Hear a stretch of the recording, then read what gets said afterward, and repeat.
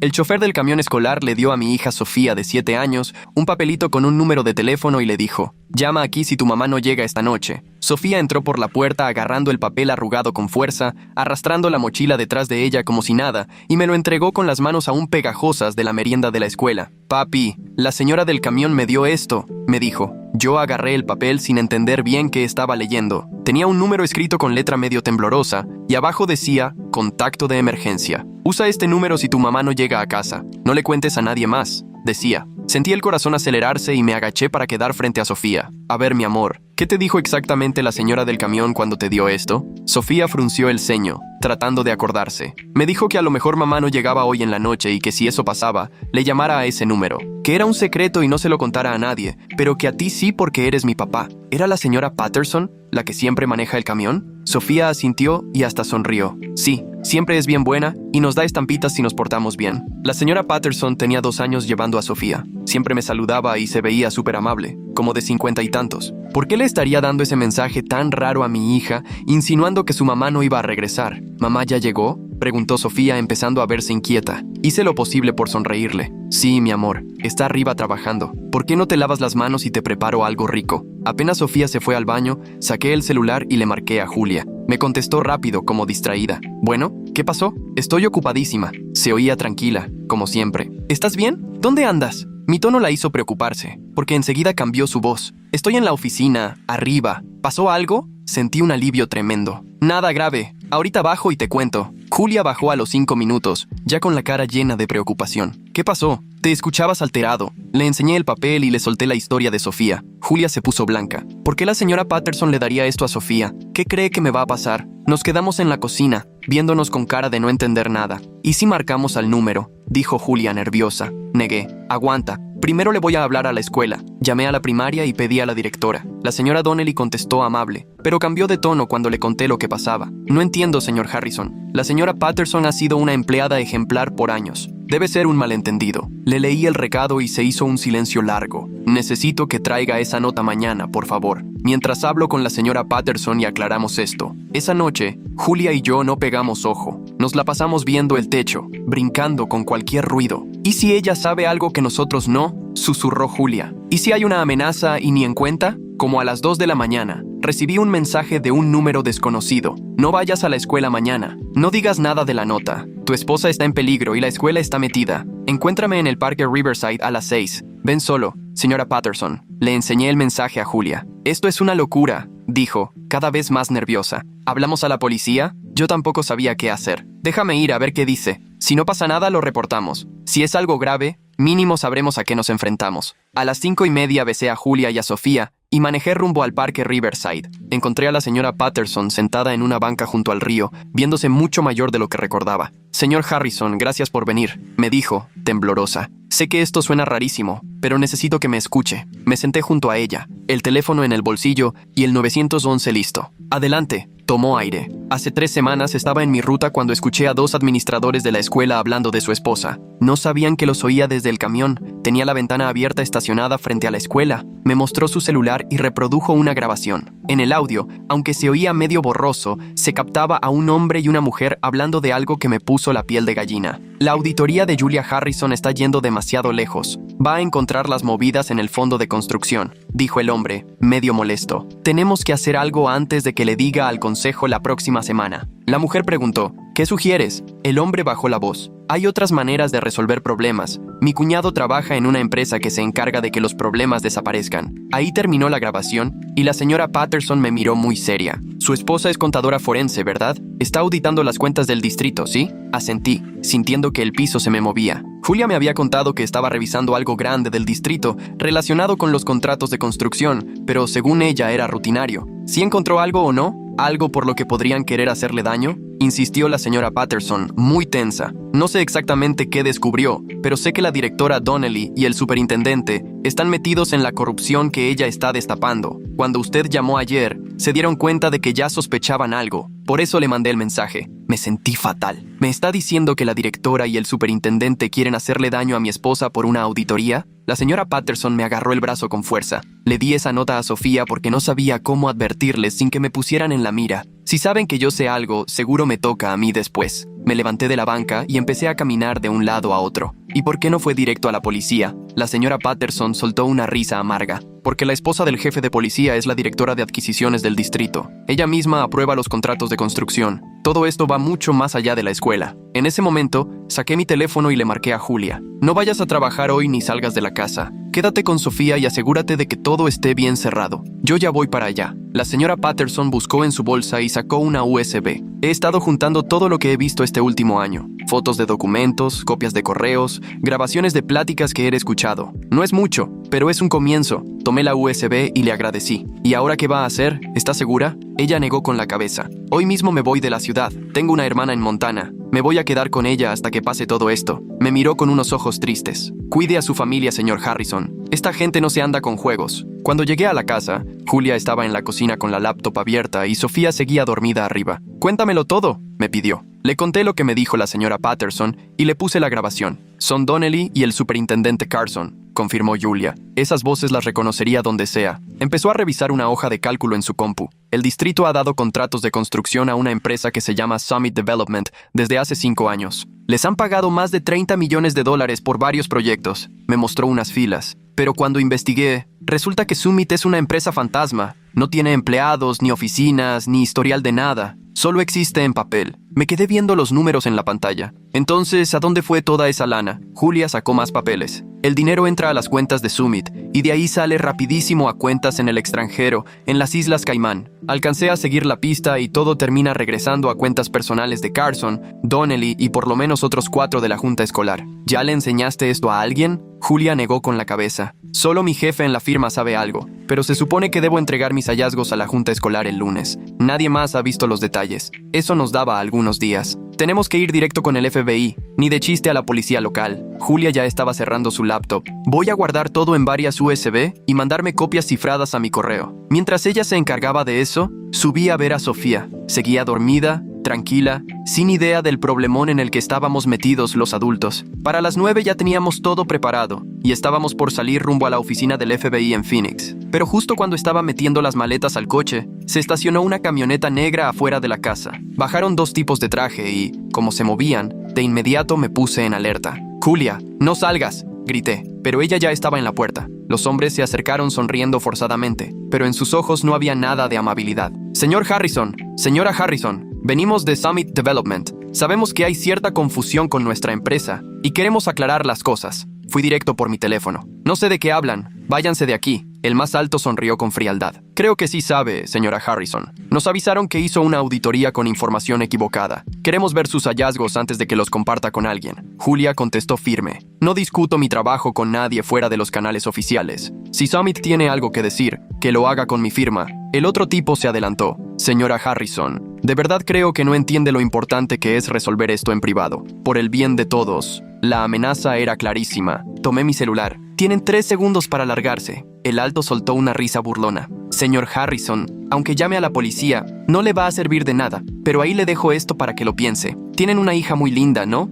7 años, ¿verdad? Sería una tragedia que algo le pasara por las malas decisiones de sus papás». Sentí una rabia como nunca, pero Julia me agarró del brazo. «Estamos grabando esta conversación», dijo fuerte, levantando su teléfono. «Acaba de amenazar a una menor. Eso es delito federal». Los hombres se miraron. El más bajo se encogió de hombros. «Solo queremos platicar, pero señora Harrison, recuerde que los accidentes pasan todo el tiempo. Incendios, choques, robos». Se regresaron a su camioneta y se fueron despacio, nomás para asustar. Julia y yo nos quedamos temblando en la puerta. «Nos tenemos que ir ya», dije. Sacamos a Sofía de la cama. Le dijimos que haríamos un viaje sorpresa y en 15 minutos ya estábamos en el coche. Julia llamaba al FBI. «Dicen que tenemos que ir a la oficina de Phoenix a poner la denuncia. No mandan agentes sin reporte oficial». Yo no soltaba el retrovisor. «Diles que tenemos pruebas de un fraude millonario y nos acaban de amenazar. Que amenazaron a nuestra hija». Al fin, alguien entendió la gravedad. «Van a mandar 2 agentes a Casa Grande para encontrarnos a medio camino». El trayecto se hizo eterno. Cuando por fin llegamos, 2 agentes nos esperaban. Una mujer de unos 40 y un hombre más joven. Señor y señora Harrison,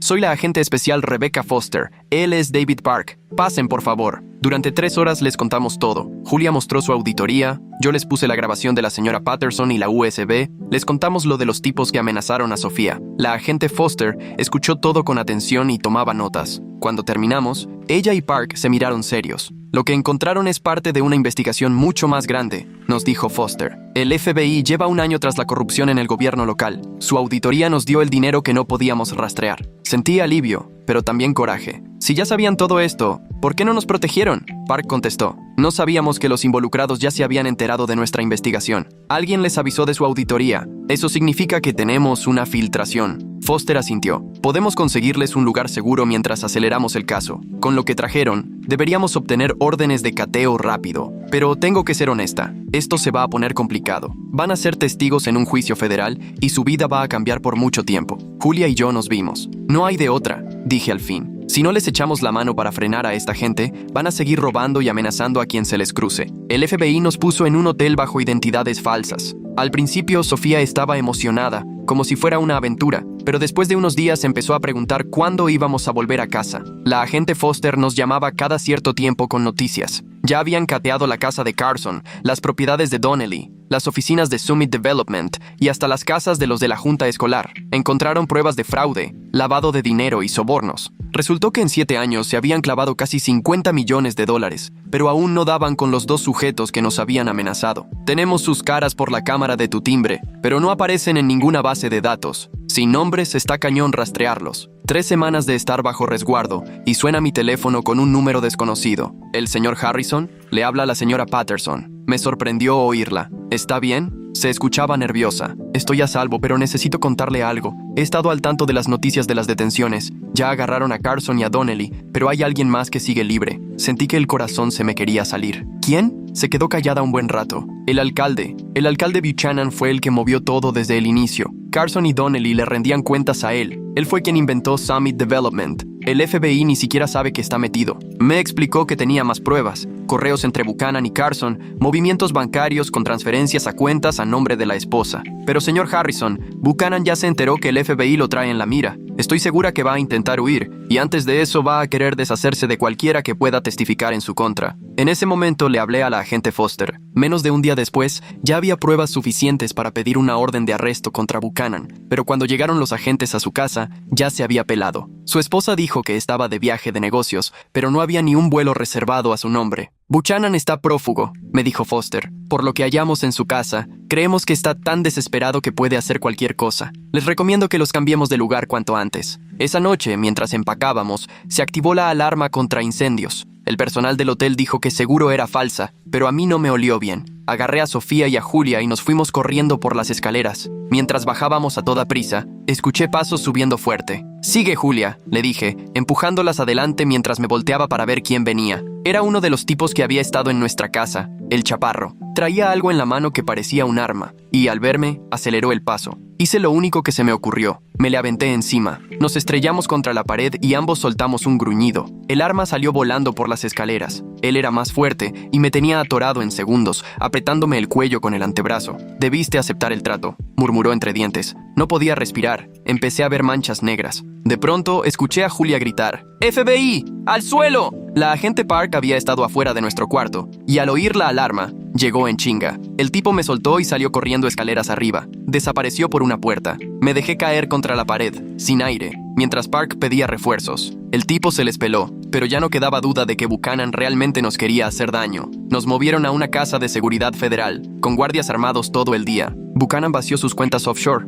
me explicó Foster. Tiene millones disponibles, así que puede pagarle a quien quiera. Nos estamos tomando esto muy en serio. Los días se hicieron semanas en una especie de limbo raro, hasta que 6 semanas después del ataque en el hotel, Foster llegó con noticias. Ya encontramos a Buchanan. Estaba escondido en México. Hicimos equipo con las autoridades de allá y lo detuvieron. Lo van a extraditar. Sentí un alivio enorme, pero la cara de Foster me decía que había más. Ofreció cooperar. Está dispuesto a cantar contra todos los que estuvieron involucrados. Contratistas, funcionarios corruptos, hasta relaciones con el crimen organizado. A cambio, quiere menos años de cárcel. Sentí un coraje tremendo.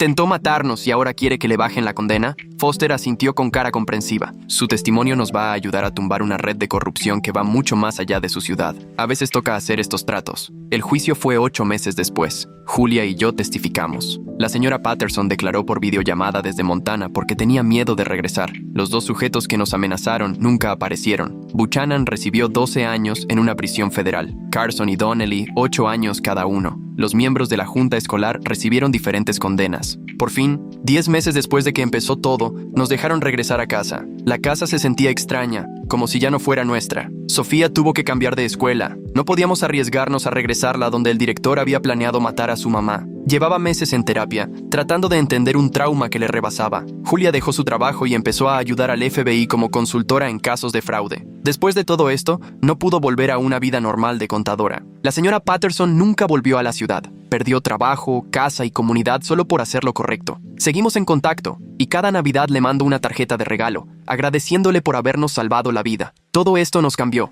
Sofía ahora le teme a los desconocidos. Julia está siempre alerta. Yo me caché dudando de todo mundo, pero sobrevivimos. Gracias a la auditoría de Julia, se recuperaron más de $40 millones que se devolvieron al distrito escolar. Hubo nuevas medidas de seguridad. La ciudad eligió a un nuevo alcalde y una nueva junta escolar con proyectos de transparencia. A veces recuerdo el momento en que Sofía me entregó ese papel arrugado, como el simple valor de una conductora de camión escolar puso todo en movimiento. Si la señora Patterson no hubiera hablado, Julia habría presentado sus pruebas frente a una bola de corruptos dispuestos a callarla. Tal vez ni siquiera estaríamos contando esto. La señora Patterson lo arriesgó todo para advertir a una familia que casi ni conocía, y así destapó una corrupción que afectó a miles. A veces los héroes aparecen donde menos lo esperas. No siempre son como los imaginas, sino que pueden ser choferes de camión escolar de mediana edad, atentos y lo suficientemente valientes para actuar cuando hace falta. Un año después de que todo terminó, celebramos el 8º cumpleaños de Sofía con una reunión sencilla. Mientras entonábamos las mañanitas, crucé la mirada con Julia,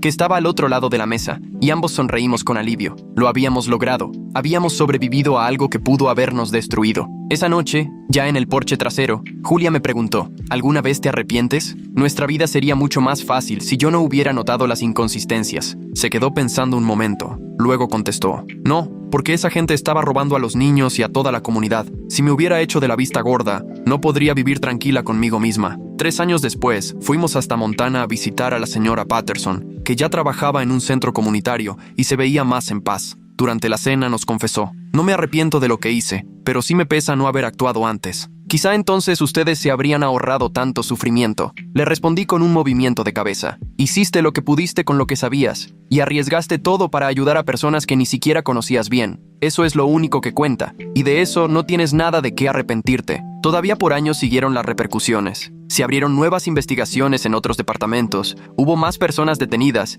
y dentro del gobierno local, todo cambió. La transparencia y la vigilancia se volvieron el nuevo estándar. El trabajo de Julia con el FBI ayudó a resolver varios casos de fraude importantes. Con el tiempo, Sofía se fue adaptando, aunque siempre conservó cierta ansiedad y una mirada más aguda que la de los demás niños. Siempre estaba alerta, lista para notar cuando algo no cuadraba. Yo terminé cambiando de rumbo y renuncié a la oficina para dar clases de civismo en la prepa, porque quería ayudar a los chavos a entender cómo deben funcionar las cosas y lo que pasa cuando la corrupción queda impune. El primer día de curso, siempre les contaba a mis alumnos una parte de nuestra historia, recalcando la importancia de no quedarse callados cuando algo está mal. 5 años después del juicio, Sofía me soltó una pregunta difícil. ¿Qué debes hacer si ves algo malo pero no sabes en quién confiar? Le contesté lo mejor que pude, que a veces solo queda confiar en el instinto y estar dispuestas a arriesgarse. La señora Patterson se la jugó mucho al darte esa nota, pero hizo lo correcto aunque tuviera miedo. Sofía asintió seria. Quiero ser así de grande, alguien que haga lo correcto aunque le dé miedo. Sentí una mezcla de orgullo y miedo en el pecho. Esa es una gran meta, pero recuerda,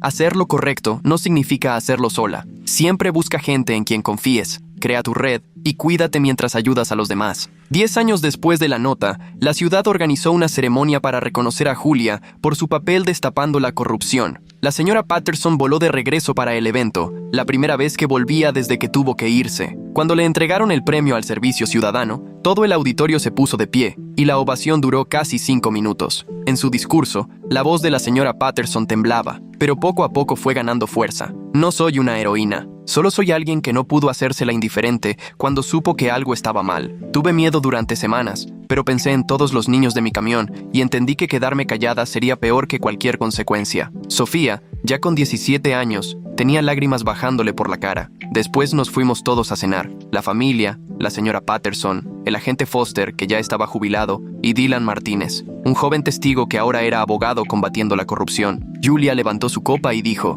«Es curioso cómo se conectan las cosas. Todo empezó con el valor de la señora Patterson, que llevó a la justicia, y esa justicia inspiró a otros. Cada acto de valor causa ondas». La señora Patterson compartió: «Recibí una carta de una maestra diciéndome que, gracias a que recuperamos ese dinero, pudieron contratar maestros de arte y música, reducir los grupos y actualizar los libros. Para eso luchamos, para que los niños tengan lo que merecen». Sofía intervino, firme: «Señora Patterson, lo que hizo cambió mi vida. No solo salvó a mi mamá, también me enseñó lo que significa el verdadero valor. No es no tener miedo, porque usted sí tenía miedo. Es hacer lo correcto, aunque se tenga miedo». Los años pasaron. Sofía se graduó como la mejor de su generación y consiguió beca completa en la Facultad de Derecho. El trabajo de Julia terminó convertido en libro de texto para contadores forenses. Yo seguí dando clases y de vez en cuando invitaba a quienes participaron en el caso a platicar con mis alumnos. En el 10º aniversario, la ciudad inauguró una escultura de bronce de un camión escolar frente al nuevo centro de gobierno, con una placa que decía: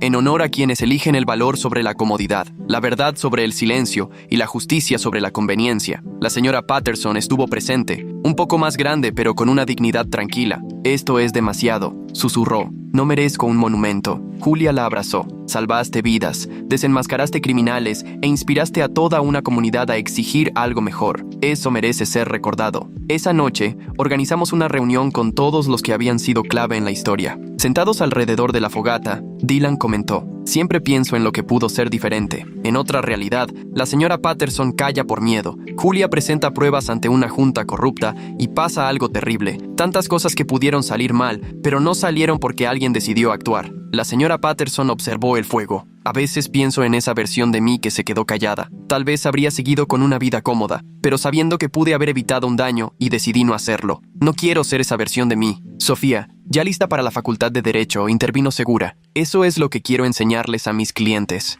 Callar parece más seguro, pero tiene un costo para el alma y para la comunidad. Cada quien aquí tomó la decisión difícil en algún momento, y eso sí importa». 15 años después del escándalo, Buchanan salió de la cárcel y la noticia volvió a los titulares, trayendo consigo viejas ansiedades. Pero Buchanan ya era un hombre acabado, divorciado, con hijos que no lo querían, sin un peso y con la reputación por los suelos. Sacó un comunicado pidiendo perdón por todo lo que había hecho. «Le robé a niños, amenacé a familias inocentes, corrompí instituciones que estaban para servir a la gente. No hay cárcel que borre el daño que hice. Solo espero que el hecho de que se supiera mi corrupción haya servido para que cambien las cosas». Julia leyó lo que dijo y no sintió nada. «Ya no pienso gastar ni un gramo de energía en él. Es solo un pobre hombre que lo perdió todo por avaricioso. La mejor venganza es que nosotros sí somos felices y exitosos, y él no tiene nada». Sofía terminó la carrera de Derecho y consiguió trabajo en una organización que investiga corrupción en el gobierno y ayuda legalmente a quienes denuncian cosas turbias. El primer caso importante que tuvo fue el de una auditora del condado que cachó a funcionarios agarrando mordidas. Cuando lograron meterlos a la cárcel, Sofía le marcó a la señora Patterson: «Todo empezó por usted. Cada caso que gano viene del valor que usted tuvo aquel día».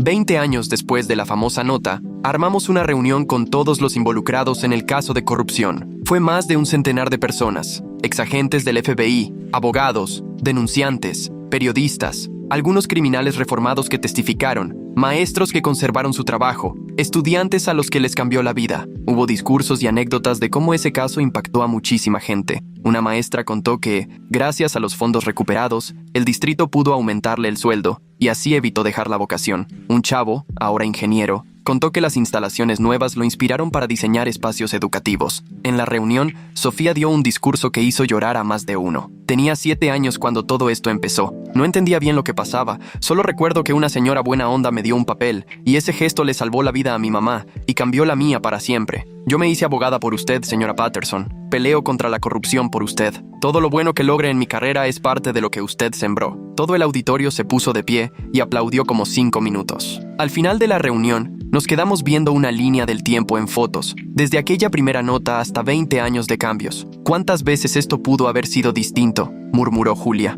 Si la señora Patterson no le hubiera dado la nota a Sofía, si no hubiéramos hecho caso, cualquier detalle pudo haber cambiado todo. La señora Patterson asintió. Por eso nunca hay que dar la justicia por hecho. No pasa sola. Hace falta que alguien tome decisiones difíciles. Yo solo tomé una, pero ustedes tomaron muchas después. La justicia es trabajo en equipo. Sofía nos tomó una foto a las 4. Esta la voy a poner en mi oficina, para acordarme de lo que pasa cuando la gente común se atreve a hablar. Cuando se cumplieron 25 años, Sofía sacó un libro llamado El legado de la conductora del autobús escolar, cómo el valor de la gente común logra cambios extraordinarios. Se volvió un éxito en ventas y en muchas escuelas de derecho lo pusieron como lectura obligada. La señora Patterson fue a la presentación ya con sus 80 encima. Cuando le pidieron decir unas palabras, se paró en el estrado. Nunca me he sentido especial. Solo era una conductora que escuchó algo horrible y no pudo hacerse de la vista gorda. Sí me dio miedo, dudé mucho, pero no dejaba de pensar en los niños y en el futuro que merecen. Me di cuenta de que el mundo no cambia porque lleguen héroes a salvarnos, sino porque la gente normal se anima a hacer algo difícil y espantoso, simplemente porque es lo correcto. Habló más fuerte. Si estás escuchando esto y piensas que nunca serías tan valiente, quiero que sepas que yo tampoco pensaba que podía. Todo el tiempo tuve miedo, meses enteros, pero lo hice y tú también puedes. Sea la injusticia que sea, cualquier cosa mala que puedas denunciar, hazlo, porque la alternativa es un mundo donde los buenos callan y los malos hacen lo que quieren, y yo me niego a vivir en un mundo así. Esa noche, volviendo a casa después de la presentación, Julia y yo platicamos sobre cómo cambió todo en nuestras vidas. ¿Nunca te has preguntado qué estaríamos haciendo si nada de esto hubiera pasado?, le pregunté. Julia se quedó pensando. Quizás seríamos más viejas, más conformistas, menos conscientes de lo frágil que es la justicia. No cambiaría lo vivido. Nos dio un propósito y nos mostró de qué somos capaces. Cuando llegamos a la cochera, vi que había un paquete en la puerta. Dentro venía una foto enmarcada del evento, mostrando a 4 generaciones. La señora Patterson en sus 80, Julia y yo en los 50, Sofía en sus 30 y la pasante joven de Sofía. Traía una nota. El legado sigue. Cada generación aprende de la anterior. Gracias por enseñarme qué es tener valor. Julia y yo nos quedamos sentadas, viendo la foto y pensando en 25 años de historias que salieron de la decisión de una conductora de autobús escolar. Aquel papel arrugado ya no existía, pero su efecto quedaría para siempre en quienes aprendieron que el valor de la gente común sí puede cambiar el mundo. Gracias por acompañarme a explorar todo esto hoy. Ha sido especial compartirlo contigo. Hasta la próxima. Cuídate mucho. Suscríbete si quieres más historias como esta. La mamá de la amiga de mi hija me marcó a las 3 de la mañana y me dijo: acabo de encontrar a tu esposo en el cuarto de mi hija de 4 años. Sentí cómo se me helaba la sangre y me desperté de golpe. Busqué a tientas la lámpara, con el corazón saliéndoseme del pecho antes de que mi cabeza pudiera procesar lo que estaba oyendo. ¿Qué? Lisa, ¿de qué hablas? Mi voz salió ronca y llena de confusión. ¿Dónde está mi esposo? Extendí la mano en la cama de puro reflejo, solo para toparme con las sábanas frías y vacías donde David debía estar dormido. Al darme cuenta,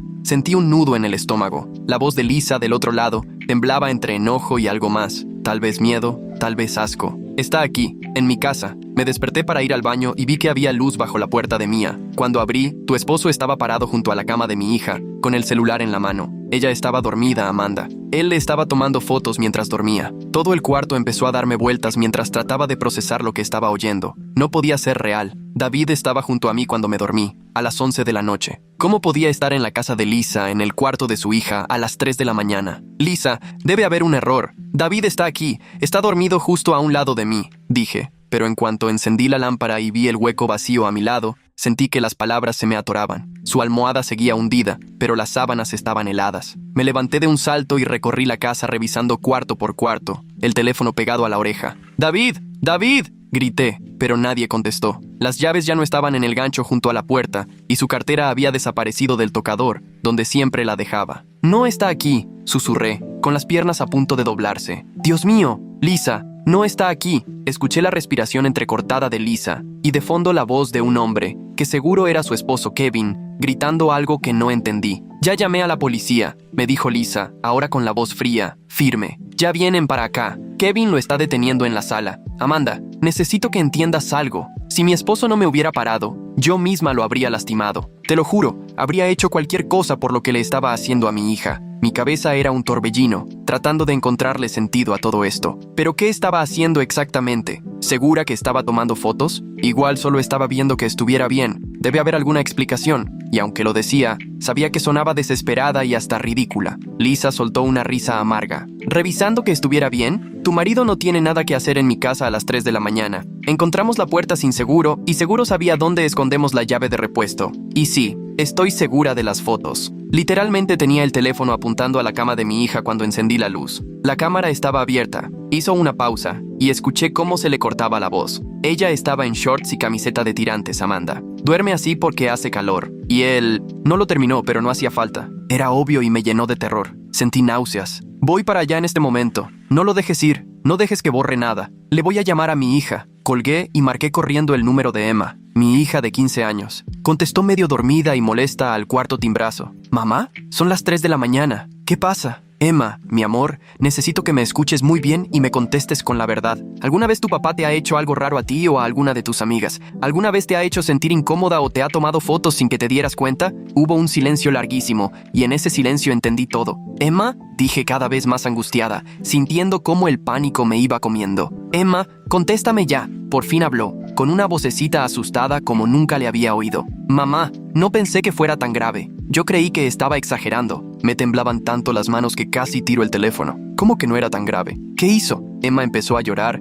y su voz se rompía. A veces entraba a mi cuarto en la noche. Decía que solo quería asegurarse de que yo estuviera bien, que estaba dormida, pero a veces me despertaba y él estaba ahí, parado, solo viéndome. Y una vez fingí que dormía y escuché el clic de la cámara de su teléfono. Sentí que el mundo se me caía encima y me dejé caer en el piso, recargada en la pared. ¿Desde cuándo pasa esto? ¿Por qué no me lo dijiste? Emma ya estaba llorando sin poder contenerse. No sé, ¿unos 6 meses? Yo pensaba que estaba paranoica. Es mi papá, ¿no? Se supone que los papás cuidan a sus hijos, pero luego todo se empezó a poner raro, sobre todo cuando empezó a preguntar si alguna de mis amigas iba a quedarse a dormir y siempre se ofrecía para llevarlas a su casa, y hasta empezó a seguir a mis amigas en Instagram, que eso está súper raro para un papá. Cada palabra era una puñalada. ¿Cómo no lo vi? ¿Cómo pude dormir junto a un monstruo sin darme cuenta? Perdóname, mi reina, de verdad perdóname. Nada de esto es tu culpa, ¿sí? ¿Me oyes? Esto no es tu culpa. Lloraba igual que ella, y apenas podía hablar. Necesito que te levantes. Cierres con seguro tu puerta y no se la abras a nadie,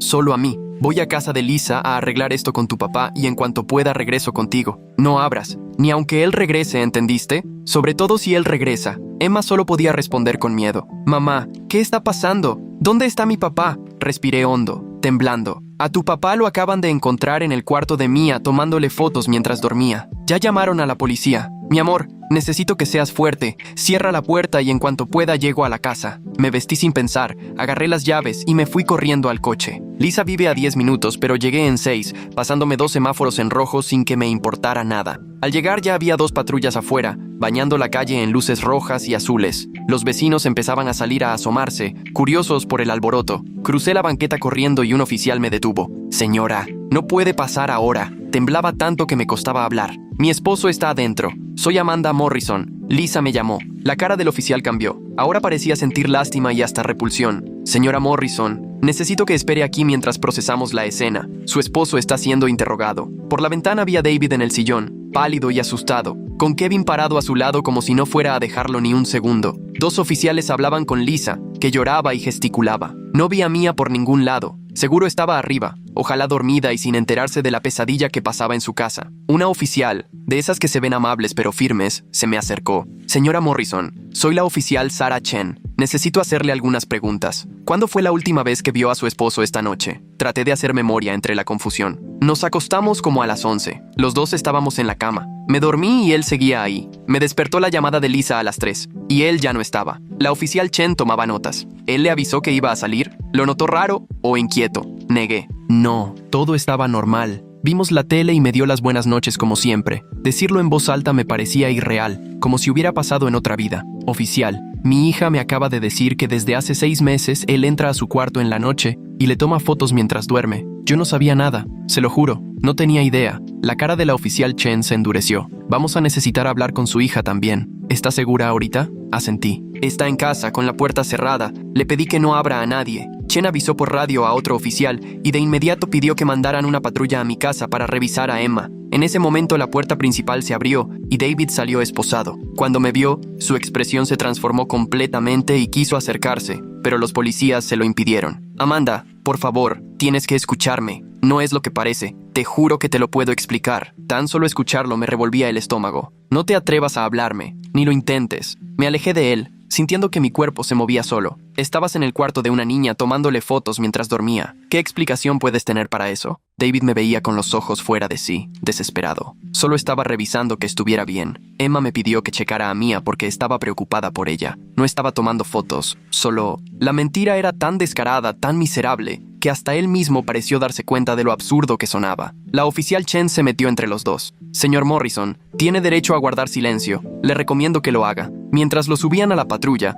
Lisa salió al porche envuelta en una cobija, a pesar de que hacía calor. Cuando me vio, su rostro se llenó de rabia y tristeza. ¿Cómo pudiste no darte cuenta? ¿Cómo viviste con él sin saber lo que hacía? Me dolió porque era la misma pregunta que yo me hacía. Lisa, te lo juro, yo no sabía nada. Jamás lo hubiera permitido. Pero ella me interrumpió con un gesto duro. Tu hija sí sabía. Le contó a la policía que él lleva meses haciéndole esto. Así que, o tú también sabías y no hiciste nada, o estabas tan en la luna que un depredador vivió en tu casa y ni cuenta te diste. No sé qué es peor. Kevin salió y abrazó a Lisa, lanzándome una mirada llena de odio. Tienes que irte. Ya dimos nuestra declaración y no queremos que estés aquí. La oficial Chen me tomó suavemente del brazo. Señora Morrison, la vamos a llevar a su casa con su hija. Mañana tendrá que ir a la estación para dar su declaración formal. Le aconsejo que busque un abogado. El regreso fue puro llanto y confusión. Apenas llegué, vi la patrulla afuera y corrí a buscar a Emma. Estaba sentada en el sillón con una oficial, tapada con una cobija, viéndose tan chiquita y asustada. ¡Mamá! Se levantó y corrió a abrazarme. Lloramos juntas.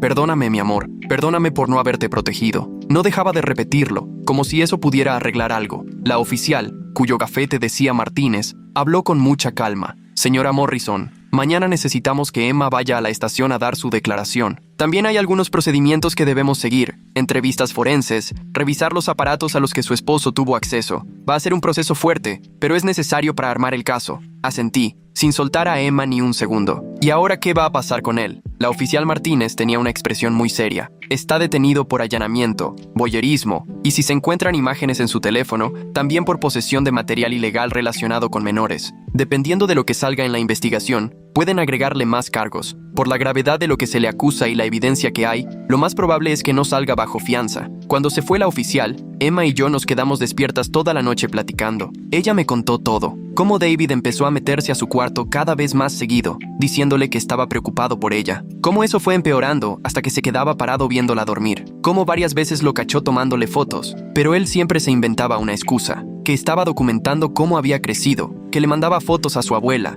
que solo estaba revisando la hora en el celular. Me hacía sentir que la rara era yo, que estaba loca por sentirme incómoda, dijo Emma con la voz cortada, como si fuera absurdo pensar que mi papá quisiera tomarme fotos dormida en pijama. Sentí la rabia y la culpa mezclándose en el pecho. ¿Alguna vez te tocó o hizo algo más? Le pregunté. Emma negó de inmediato. No, nunca. Solo las fotos y se me quedaba viendo. Pero mamá, dudó, con los ojos llenos de miedo. Creo que puede haber más. Una vez vi que tiene una carpeta bloqueada en su computadora. La vi cuando usé su laptop para la tarea. Está protegida con contraseña y dice archivos de trabajo, pero cuando le pregunté, se puso muy extraño y a la defensiva. Sentí como si se me helara la sangre. Eso tenemos que decírselo a la policía mañana. Ninguna de las dos pudo dormir en toda la noche. Al amanecer, mi celular no paraba de sonar. Mis papás, los papás de David, amigos que vieron las patrullas y ya sabían el chisme. No tenía fuerzas para hablar con nadie. Solo llamé a mi jefa para avisarle que no iría a trabajar unos días y después busqué a una abogada especialista en temas familiares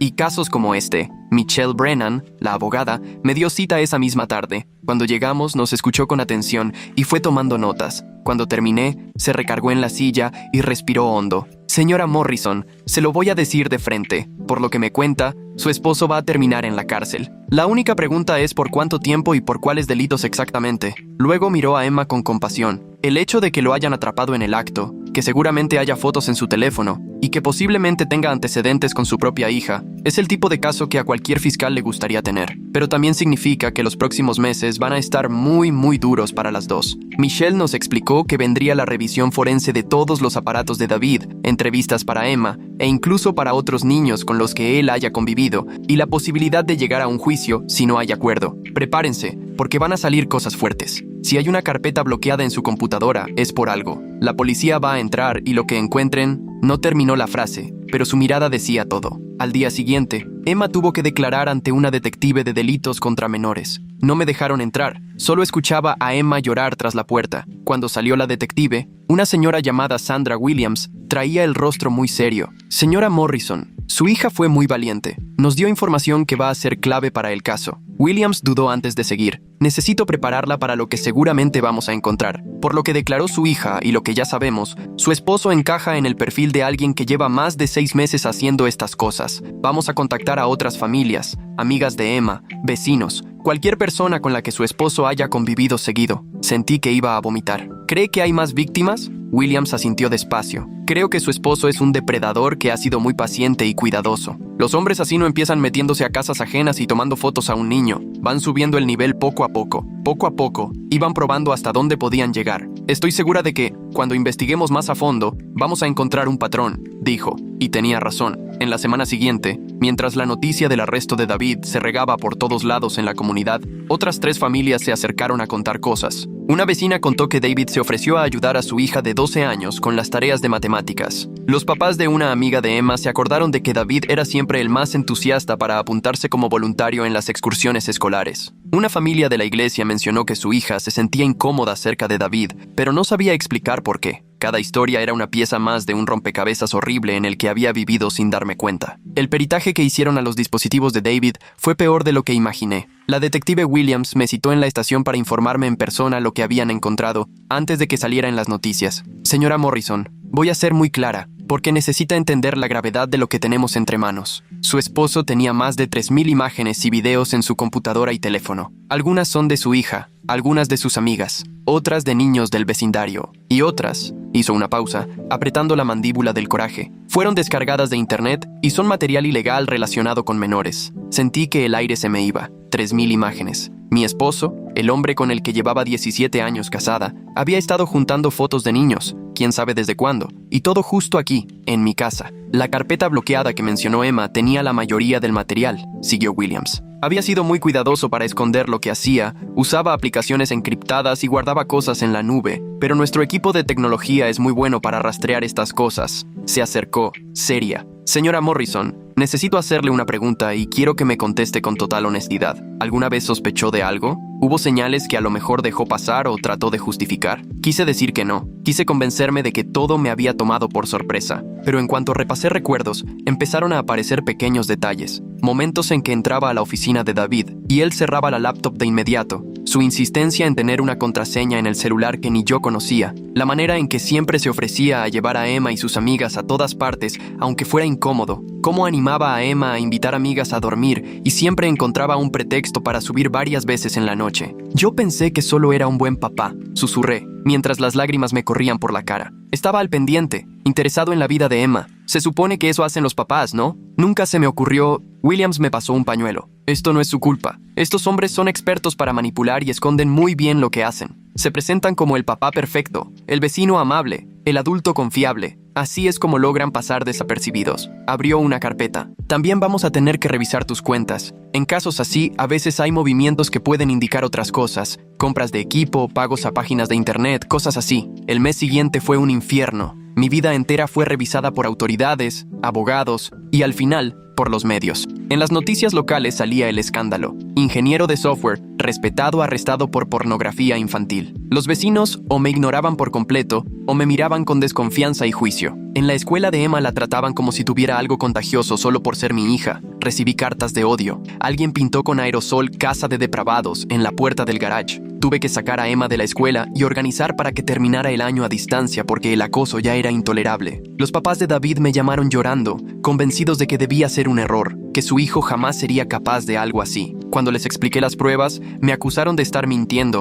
de querer arruinarle la vida a David porque quería divorciarme. Para ellos era más fácil pensar que yo era una esposa malvada y no aceptar que su hijo era un depredador. Mis papás sí fueron compasivos, pero igual notaba la duda en su mirada. ¿Cómo fue que no me di cuenta? ¿Qué clase de madre no protege a su hija? La audiencia preliminar fue como una pesadilla. David salió con el overol naranja, más flaco y asustado que nunca. Su abogado pidió que le dieran fianza, argumentando que David no tenía por qué huir y que estaba muy arraigado aquí. La fiscal, una mujer firme llamada Catherine Morrison, sin parentesco por suerte, presentó todas las pruebas: el cateo, las fotos, la enorme colección de pornografía infantil, el testimonio de Emma. Señoría, el acusado es un peligro para todos los niños de esta comunidad. Se metió de madrugada a una casa para fotografiar a una niña dormida. Tiene 3.000 imágenes de pornografía infantil. Llevaba meses abusando de la confianza de su propia hija. No es alguien que pueda quedar libre bajo ninguna circunstancia. El juez estuvo de acuerdo. David se quedó detenido esperando el juicio. Cuando se lo llevaban, me miró una última vez. No había ni pizca de arrepentimiento en su cara, solo enojo y como una sensación de traición, como si yo fuera la que le falló por no estar de su lado. Esa mirada me dejó claro todo sobre el hombre con el que me casé. No se sentía mal por lo que hizo, solo lamentaba que lo hubieran descubierto. Emma empezó terapia 2 veces por semana.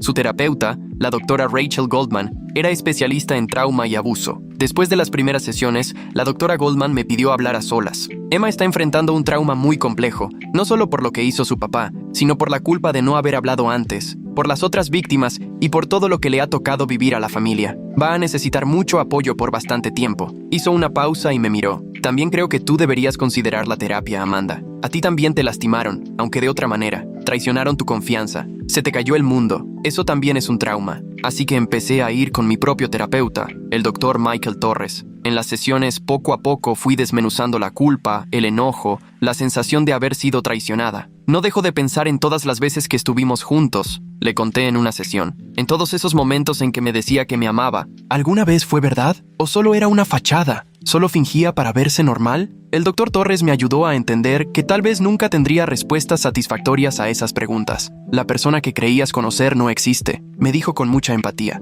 Ese David que amabas era solo una máscara cuidadosamente construida para ocultar quién era en realidad. Es completamente válido sentir dolor por esa pérdida, aunque sepas que el verdadero David era un depredador peligroso. La fiscalía me mantenía al tanto conforme armaban el caso y encontraron más víctimas. En total, 7 familias se acercaron preocupadas por el comportamiento de David. Siempre seguía el mismo patrón. Se ganaba la confianza fingiendo ser servicial y poco a poco iba cruzando límites, pero si alguien le decía algo, tenía una excusa lista. Ya casi terminaba el verano. Habían pasado unos 4 meses desde que lo arrestaron, cuando el abogado de David se acercó a la fiscal con una propuesta de acuerdo. David se declararía culpable de varios cargos de voyerismo, posesión de pornografía infantil y allanamiento de morada, y a cambio recibiría una sentencia de entre 15 y 20 años, con la posibilidad de libertad condicional después de 12. Catherine, la fiscal, me llamó para explicarme. Tenemos suficiente evidencia para probablemente ganar el juicio, pero nunca se sabe qué puede pasar en un tribunal y estos procesos son muy duros para las víctimas. Con este acuerdo nos aseguramos de que va a estar en la cárcel mucho tiempo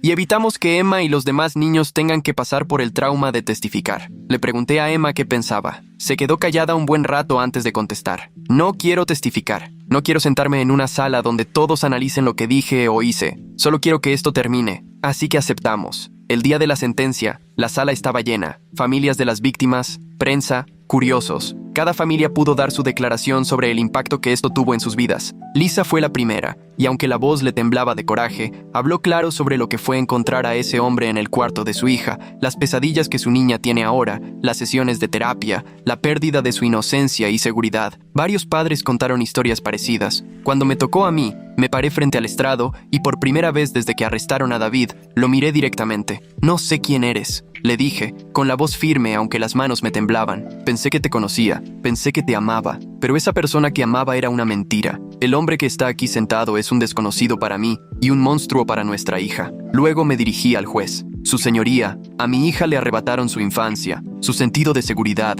su capacidad de confiar. Ella se culpa por no haber hablado antes aunque fue víctima. Tiene 15 años y va a terapia porque su propio padre le falló de la peor manera posible. En ese momento, Emma se levantó. No quería hablar, pero al final se animó. Su voz era bajita, pero se le entendía bien. Tú debías protegerme. Se suponía que eras la persona en quien más podía confiar en el mundo, pero resultó que eras de quien debía protegerme. Jamás voy a perdonarte lo que me hiciste a mí y a mis amigas. Ojalá que cada día en la cárcel recuerdes todas las vidas que arruinaste. El juez sentenció a David a 18 años de prisión. Si se porta bien, puede salir en 15, pero tendrá que registrarse como delincuente sexual de por vida. Cuando el alguacil se lo llevó, David por fin se quebró. llorando y tratando de decir algo, pero nadie quería escucharlo. En los meses siguientes, Emma y yo fuimos poco a poco reconstruyendo nuestra vida. Nos mudamos a otro barrio donde nadie sabía lo que habíamos pasado. Emma cambió de escuela, empezó terapia con alguien nuevo y se unió a un grupo de apoyo para sobrevivientes de abuso. Yo inicié el proceso de divorcio, que se resolvió rápido por la situación. David renunció a todos sus derechos de padre sin oponerse. Seguro su abogado le dijo que eso le ayudaría cuando quiera pedir libertad condicional. Después vinieron las demandas civiles. La familia de Lisa nos demandó por daño emocional e invasión de la privacidad, y luego se unieron otras familias. David no tenía nada a su nombre. Tras el divorcio, yo me quedé con la casa y los ahorros, pero con las demandas se reconoció su responsabilidad legal y al menos las otras familias pudieron sentir un poco de justicia. Emma y yo seguimos yendo a un grupo de apoyo para familias que han pasado por cosas así. Escuchar otras historias, algunas peores, otras diferentes pero igual de duras, nos ayudó a no sentirnos tan solas. Una vez, una mujer que también descubrió que su esposo tenía pornografía infantil me dijo: lo más difícil es saber que la gente siempre va a dudar de ti, va a preguntarse si sabías o si de alguna forma fuiste cómplice. Tienes que aprender a perdonarte por no ver lo que él se esforzó tanto en esconder. Han pasado 2 años y Emma está mucho mejor. Ya tiene 17, se está preparando para la universidad y está pensando en estudiar psicología para ayudar a otros que han pasado por esto. Todavía tiene pesadillas a veces y le cuesta confiar en los hombres, pero la doctora Goldman dice que ha demostrado una resiliencia impresionante. Yo, por mi parte, sigo procesando todo. Hay días en los que siento muchísima rabia, contra David por destruir nuestra familia, contra mí misma por no darme cuenta antes, contra un mundo donde los depredadores pueden pasar desapercibidos. Otros días solo siento tristeza por la vida que perdimos, la inocencia que nos robaron, la confianza que se rompió. Aprendí que los monstruos no siempre parecen monstruos. A veces son tu esposo, tu papá, el vecino buena onda, el entrenador en quien confías. Se ven normales porque así logran acercarse, así consiguen acceso a sus víctimas. Ahora veo que las señales siempre estuvieron ahí, pero eran fáciles de justificar, disfrazadas de actitudes normales de un papá. También entendí que sanar no es un camino recto. Emma tiene días buenos y otros no tanto, igual que yo. Nos apoyamos, vamos a terapia, tratamos de crear recuerdos nuevos que no estén manchados por su recuerdo. Lo más difícil es saber que David sigue por ahí. En la cárcel, sí, pero vivo, mientras Emma carga con lo que él hizo para siempre. A veces regreso al grupo de apoyo y hablo con mujeres que van llegando, destrozadas, que apenas están descubriendo la verdadera cara de su esposo. Siempre trato de decirles lo que me hubiera gustado escuchar en esos días tan oscuros. Esto no es tu culpa. Tú no eres responsable de lo que él decidió hacer. Ahora tu trabajo es protegerte y proteger a tus hijos, buscar ayuda, salir adelante. Y sí vas a poder, aunque al principio parezca imposible. 3 años después de aquella llamada a las 3 de la mañana, al fin puedo decir que empiezo a creer en mis propias palabras. Estamos saliendo adelante, estamos reconstruyendo nuestra vida. Y aunque David nos quitó muchísimo, no nos quitó todo. Emma es fuerte y valiente, y está luchando por su futuro, y yo me he dado cuenta de todo lo que soy capaz de aguantar. Ya no somos víctimas, somos sobrevivientes. Si llegaste hasta aquí, déjame un comentario, leo cada uno. Si te laten este tipo de historias, dale like. A veces, las verdades más duras son justo las que más falta nos hacen. Nos vemos pronto, cuídate mucho.